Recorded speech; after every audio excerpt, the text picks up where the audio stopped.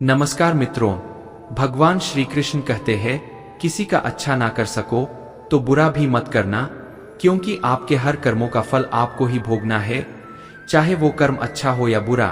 दोस्तों, एक समय की बात है, एक महात्मा अपने शिष्य के साथ घूमने के लिए निकले और चलते चलते जब महात्मा और उनका शिष्य एक गांव से होकर गुजर रहे थे तो उन्होंने वहां एक आदमी को ईंट पत्थरों से कुछ कुत्तों को मारते हुए देखा। कुत्ते बहुत दुर्बल और बेबस दिख रहे थे। शिष्य को यह बात बहुत बुरी लगी और वह उस आदमी को अहिंसा परमो धर्म का उपदेश देने लगा, लेकिन वह आदमी उसकी कोई बात समझने को तैयार नहीं हुआ और बेजुबान कुत्तों को मारता रहा। मित्रों, जब उसने शिष्य की बात नहीं मानी तो दोनों के बीच में लड़ाई झगड़ा शुरू हो गया। दोनों को झगड़ते देख महात्मा ने शिष्य का हाथ पकड़ा और अपने साथ ले गया। महात्मा ने शिष्य को कहा, बेटा, हमारा काम तो सिर्फ समझाना है, लेकिन भगवान ने हमें सजा देने के लिए धरती पर नहीं भेजा है। शिष्य ने कहा, गुरुजी, यह आदमी कितनी बेरहमी से उन बेजुबान कुत्तों को मार रहा है, आखिर इस तरह के लोगों को सजा कौन देगा? शिष्य की बात सुनकर महात्मा ने कहा कि बेटा, तुम परेशान मत हो, इनको सजा देने वाली भी एक अलौकिक शक्ति इस दुनिया में है जो सब कुछ जानती है। भगवान की नजर सबके ऊपर है और वह सबके कर्मों का हिसाब रखते हैं, इसलिए तुम अभी चलो, तुम्हारा उससे झगड़ा करने का कोई फायदा नहीं है। शिष्य गुरुजी की बात सुनकर संतुष्ट हो गया और उनके साथ चल दिया। इस बात को बीते हुए 2 वर्ष का समय निकल चुका था। एक दिन महात्मा और उनका शिष्य फिर उसी गांव से होकर गुजर रहे थे। शिष्य भी 2 साल पहले वाली उस आदमी और कुत्ते वाली घटना भूल चुका था। वहां उन्होंने एक घायल कुत्ता को देखा जो बहुत परेशानी में था। उस कुत्ते को 810 कौवे नोच नोच कर खा रहे थे। शिष्य ने यह दृश्य देखा तो उसका दिल करुणा से भर गया। उससे यह सब देखा नहीं गया। वह कुत्ते को बचाने के लिए जाने ही वाला था कि महात्मा ने उसका हाथ पकड़ लिया और उसको जाने से मना कर दिया। शिष्य ने गुरु से पूछा, आप मुझे कुत्ते को बचाने के लिए क्यों नहीं जाने दे रहे? महात्मा ने कहा, इस कुत्ते को अपने कर्मों का फल भोगने दो। अगर तुमने इसको बचाने की कोशिश की तो इस बेचारे को अगले जन्म में फिर यह दुख भोगने पड़ेंगे, क्योंकि कर्म का फल सभी को भोगना पड़ता है। शिष्य ने महात्मा से पूछा कि गुरुजी, इसने ऐसा कौन सा कर्म किया है जो यह इतना भयंकर कष्ट भोग रहा है? महात्मा ने कहा कि यह वही आदमी है जिसको तुमने 2 साल पहले कुत्तों को न मारने का उपदेश दिया था और वह तुम्हारे साथ लड़ने के लिए तैयार हो गया था। वह कुत्ते ही ये कौवे हैं जो इसको नोच नोच कर खा रहे हैं। शिष्य महात्मा की बात सुनकर हैरान हो गया और उसने महात्मा से पूछा कि गुरुजी, यह तो बड़ा ही अजीब सा न्याय है। दोस्तों, महात्मा ने कहा, बेटा, इस दुनिया में स्वर्ग और नरक के सारे दृश्य मौजूद है। तुम्हें इस धरती पर हर जगह ईश्वर के न्याय के नमूने देखने को मिल सकते हैं, इसलिए अपने कर्म को हमेशा याद रखना चाहिए, क्योंकि सच यही है, जो हम करेंगे वह एक दिन हमें भोगना ही पड़ेगा। महात्मा ने कहा कि हमारे जीवन का हर पल बहुत ही कीमती है, इसलिए इस जीवन को बुरे कर्म करके बर्बाद नहीं करना चाहिए। शिष्य को गुरुजी की बात समझ में आ गई। दोस्तों, यदि हम अपने जीवन में बहुत ज्यादा अच्छे कर्म करते हैं तो उसी के फलस्वरूप भगवान हमारे साथ न्याय करेंगे, इसलिए हमें जीवन में हमेशा अच्छे कर्म करने चाहिए। दोस्तों, भगवान श्री कृष्ण कहते हैं, क्रोध मनुष्य को नरक की ओर ले जाने वाला द्वार है। क्रोध करने से भ्रम पैदा होता है, फिर उस मनुष्य की सोचने समझने की शक्ति भ्रमित हो जाती है। स्मृति में भ्रम हो जाने से बुद्धि का नाश हो जाता है और बुद्धि का नाश हो जाने से उस पुरुष का पतन हो जाता है। मित्रों, क्रोध मनुष्य के विवेक को किस प्रकार नष्ट करता है, एक कहानी के माध्यम से समझते हैं। एक किसान को अपने खेत में एक छोटा सा नेवला का बच्चा मिला। उसे वो घर ले आया। किसान और उसकी पत्नी उसे अपने बच्चे की तरह पालने लगे, भी अपने मालिक के प्रति बहुत वफादार था। कुछ समय बाद किसान की पत्नी को पुत्र रत्न की प्राप्ति हुई। एक सुबह किसान की पत्नी अपने बेटे को सुलाकर भगवान की पूजा करने मंदिर गई। थोड़ी देर बाद किसान भी खेतों में काम करने निकल गया और उससे कह गया कि बच्चे का ध्यान रखना ने देखा एक सांप खिड़की से कमरे में प्रवेश कर रहा है। नेवला ने तुरंत उस सांप को मार दिया और दरवाजे से बाहर आकर बैठ गया और अपने मालिक का इंतजार कर रहा। मित्रों, जब किसान की पत्नी मंदिर से लौटी तो नेवला के मुंह में खून लगा देखकर अत्यंत क्रोधित हो गई। क्रोध ने उसके विवेक और सोचने की शक्ति का हनन कर दिया। फलस्वरूप नेवले को अपने बेटे का कातिल समझकर उसने पास ही पड़े एक बड़े पत्थर से को मार डाला और रोती बिलखती अंदर कमरे में भागी। उसने देखा उसका बेटा सुरक्षित है और सो रहा है तथा खिड़की के पास एक सांप लहूलुहान मृत पड़ा है। किसान की पत्नी को सच्चाई का पता लग चुका था, लेकिन क्रोधवश जो अनर्थ उससे हुआ था उसका पछतावा करने के अतिरिक्त कोई विकल्प नहीं था। बिना सही गलत जाने उसने रक्षक को ही शत्रु समझकर मार डाला था। इसलिए भगवान श्री कृष्ण कहते हैं मनुष्य को क्रोध करने से बचना चाहिए। एक बार अर्जुन ने श्री कृष्ण से पूछा कि है प्रभु, अच्छे लोगों के साथ ही हमेशा बुरा क्यों होता है जबकि बुरे लोग खुशहाल दिखते हैं। अर्जुन के मुंह से ऐसी बातें सुनकर श्री कृष्ण मुस्कुराए और कहा, मनुष्य जैसा सोचता है और मैं महसूस करता है वैसा कुछ नहीं होता, बल्कि अज्ञानता की वजह से वह सच्चाई नहीं समझ पाता है। अर्जुन उनकी यह बात समझ नहीं पाए। इसके बाद श्री कृष्ण ने क्या कहा वह जानते हैं। श्री कृष्ण ने अर्जुन से कहा कि हे पार्थ, मैं तुम्हें एक कथा सुनाता हूँ, उसे सुनकर तुम समझ जाओगे कि हर प्राणी को उसके कर्म के हिसाब से ही फल मिलता है। दोस्तों, प्रकृति हर किसी को अपनी राह चुनने का मौका देती है। अब वह मनुष्य की इच्छा पर निर्भर करता है कि उसे धर्म की राह चुननी है या अधर्म की कथा शुरू करते हुए श्री कृष्ण ने कहा, एक नगर में दो पुरुष रहा करते थे। एक पुरुष व्यापारी था जिसके जीवन में धर्म की बहुत महत्ता थी। वह पूजा पाठ में यकीन रखता था। वह हर रोज मंदिर जाता और दान धर्म भी करता था और हर रोज भगवान की पूजा करता था। वहीं दूसरा पुरुष बिल्कुल विपरीत था।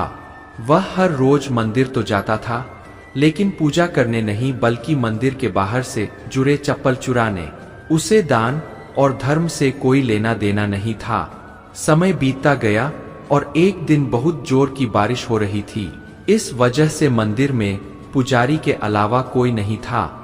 यह बात जब दूसरे पुरुष को पता चली तो उसने सोचा कि यही सही मौका है मंदिर का धन चुराने का। पंडित से नजर बचाकर उसने मंदिर का सारा धन चुरा लिया। उसी समय धर्म कर्म में विश्वास रखने वाला व्यक्ति भी मंदिर पहुंचा। दुर्भाग्य से मंदिर के पुजारी ने उसे ही चोर समझ लिया और चिल्लाने लगे। वहां लोग एकत्र हो गए और उसे बहुत हमारा किसी तरह वह बचते बचाते वहां से निकला तो दुर्भाग्य ने उसका साथ वहां भी नहीं छोड़ा। मंदिर के बाहर वह एक गाड़ी से टकरा गया और घायल हो गया। फिर वह व्यापारी लंगराते हुए घर जाने लगा तो रास्ते में उसकी मुलाकात उस पुरुष से हुई जिसने मंदिर से धन चुराया था। उसने कहा, आज तो मेरी किस्मत चमक गई, एक साथ इतना सारा धन मिल गया। यह सब देखकर उसे बहुत बुरा लगा और उसने अपने घर से भगवान की सारी तस्वीरें निकाल दी। कुछ सालों बाद दोनों ही पुरुषों की मृत्यु हो गई। मित्रों, मरने के बाद जब दोनों यमराज की सभा में पहुंचे और भले पुरुष में दूसरे व्यक्ति को देखा तो उसे बहुत गुस्सा आया।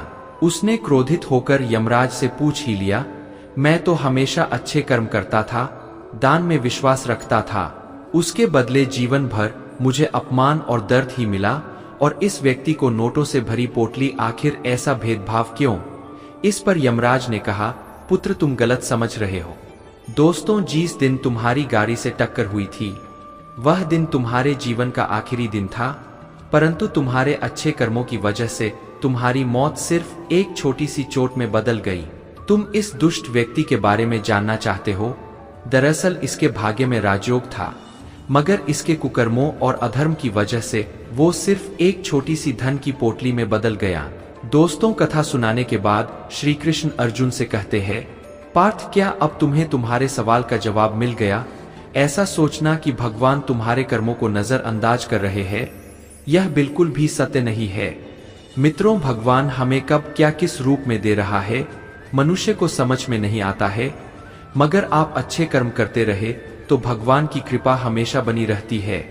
इसलिए अपने अच्छे कर्मों को बदलना नहीं चाहिए, क्योंकि उसका फल हमें इसी जीवन में मिलता है। इसलिए मनुष्य का फर्ज है कि वह हमेशा अच्छे कर्म करते रहे, क्योंकि श्री कृष्ण ने गीता में भी बताया है कि किसी के द्वारा किया गया कर्म बेकार नहीं जाता है, चाहे वह अच्छा हो या बुरा। भगवान श्री कृष्ण कहते हैं, तुम्हारा क्या गया जो तुम रोते हो, तुम क्या लाए थे जो तुमने खो दिया, तुमने क्या पैदा किया था जो नष्ट हो गया, ना तुम कुछ लेकर आए, जो लिया यहीं से लिया, जो दिया यहीं पर दिया, जो लिया इसी भगवान से लिया, जो दिया इसी को दिया। खाली हाथ आए, खाली हाथ चले, जो आज तुम्हारा है कल किसी और का था, परसों किसी और का होगा। तुम इसे अपना समझकर मग्न हो रहे हो, बस यही प्रसन्नता तुम्हारे दुखों का कारण है। श्री कृष्ण कहते हैं, क्यों व्यर्थ चिंता करते, किससे व्यर्थ डरते हो, कौन तुम्हें मार सकता है। आत्मा ना पैदा होती है ना मरती है। साथियों, जीवन और मृत्यु भाग्य की बात है, इससे कहीं भी छिपा या बचा नहीं जा सकता। जब तक जिंदगी है तब तक कोई आपको मार नहीं सकता, लेकिन अगर मृत्यु निकट हो तो कोई कोशिश आपको बचा नहीं सकती। एक बार की बात है, एक कौवे की गरुड़ से दोस्ती हो गई। दोनों काफी समय साथ गुजारते थे। उनमें मित्रता इतनी गहरी हो गई थी कि आपस में कभी कोई बात नहीं छिपाते थे। एक दिन दोनों एक नदी के किनारे पेड़ पर बैठे बात कर रहे थे, तभी एक यमदूत उधर से गुजरा। वह कौवे को देखकर मुस्कुराया।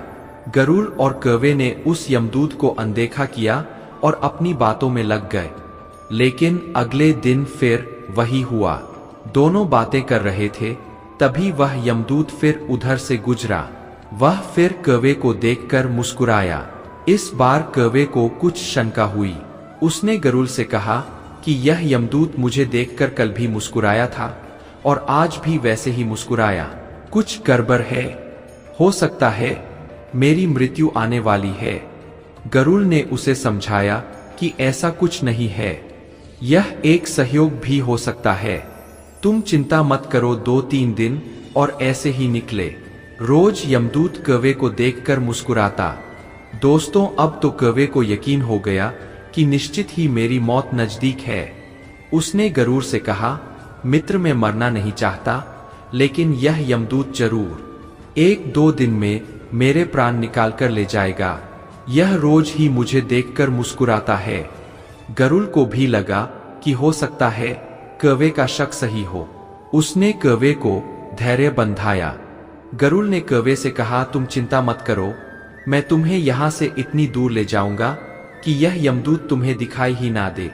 गरुड़ ने कौवे को अपनी पीठ पर बैठाया और उस जंगल से हजारों किलोमीटर दूर कैलाश पर्वत पर ले गया। दोनों को अब ये डर नहीं रहा कि यहाँ कोई उन्हें परेशान कर सकता है। लेकिन वे जैसे ही कैलाश पर्वत पर पहुंचकर एक गुफा तक पहुंचे, वहां वह यमदूत पहले से ही मौजूद था। उसने कौवे को देखते ही उस पर पाश फेंककर उसके प्राण निकाल लिए। गरुड़ देखता रह गया। उसने यमदूत से पूछा, तुमने इसे मारा क्यों? यमदूत ने कहा कि इसकी मौत इसी समय लिखी थी, इसलिए इसके प्राण निकाल लिए। मित्रों, गरुड़ ने फिर पूछा, तो फिर तुम इसे देखकर उस जंगल में मुस्कुराते क्यों थे? इसे मारना ही था तो वही मार देते। यमदूत ने जवाब दिया, इसकी मौत कैलाश पर्वत पर ही लिखी थी, लेकिन 4-5 दिन पहले इसे उस जंगल में देखकर मुझे यह आश्चर्य हो रहा था कि यह इतने कम समय में वहां पहुंचेगा कैसे, क्योंकि इसके पंख भी छोटे हैं और यह लंबी उड़ान भी नहीं भर सकता, तो हजारों योजन दूर कैलाश तक यह पहुंचेगा कैसे? यही सोचकर मैं रोज मुस्कुराकर गुजर जाया करता था, लेकिन भाग्य देखो, तुम इसके परम मित्र ही इसे यहाँ तक इतने कम समय में ले आए। दोस्तों, भगवान श्री कृष्ण कहते हैं, जो हुआ अच्छा हुआ, जो हो रहा है अच्छा हो रहा है, और जो होगा वह भी अच्छा ही होगा। तुम भूत का पश्चात आप मत करो, भविष्य की चिंता भी मत करो, अभी तो वर्तमान चल रहा है। दोस्तों, एक बार की बात है, एक राजा और मंत्री कुछ सैनिकों को लेकर जंगल में शिकार पर गए। शिकार के समय तलवार निकालते हुए राजा का अंगूठा कट गया। राजा परेशान हो गए। उसने तुरंत अपने सैनिकों से कहा, सैनिकों जल्दी से जाओ, और वैद्य जी को बुलाकर लाओ, देखो तो मेरा अंगूठा कट गया, कितना खून बह रहा है। इतने में पीछे से मंत्री आए और बोले कि इस चोट पर कपड़ा बांध लीजिए और आराम कीजिए। दोस्तों, जो होता है अच्छे के लिए होता है। राजा को मंत्री पर गुस्सा आ गया। वह मंत्री से बोले, मंत्री यह बात तुम कह रहे हो, मैं तो तुम्हें अपना हितैषी समझता था। राजा ने सैनिकों को आदेश दिया कि मंत्री को ले जाकर कारागार में बंद कर दो, पूरी रात कोरे से पीटना और सुबह फांसी पर चढ़ा देना। महाराजा की आज्ञा पाकर सैनिकों ने मंत्री को बंदी बना लिया और राजमहल के कारागार में ले जाकर बंद कर दिया। राजा कुछ सैनिकों को लेकर शिकार के लिए फिर से जंगल में निकल गए और फिर कुछ समय बाद जंगल में तूफान आया, जिससे राजा अपने सैनिकों से बिछड़ गया। भटकते भटकते राजा भीलों के बस्ती में पहुंच गए, जिससे वहां के लोग उन्हें उठाकर ले गए और उनकी देवी के सामने जाकर बिठा दिया। पुजारी उसकी बलि चढ़ाने वाला ही था कि एक भील बोला, इसका तो अनूठा कटा हुआ है। साथियों, अगर आपको हमारा यह वीडियो पसंद आया तो कमेंट में जय श्री राधे कृष्ण लिखें और ऐसे ही प्रेरणादायक वीडियो देखने के लिए हमारे चैनल को सब्सक्राइब कर ले। जय श्री राधे कृष्ण।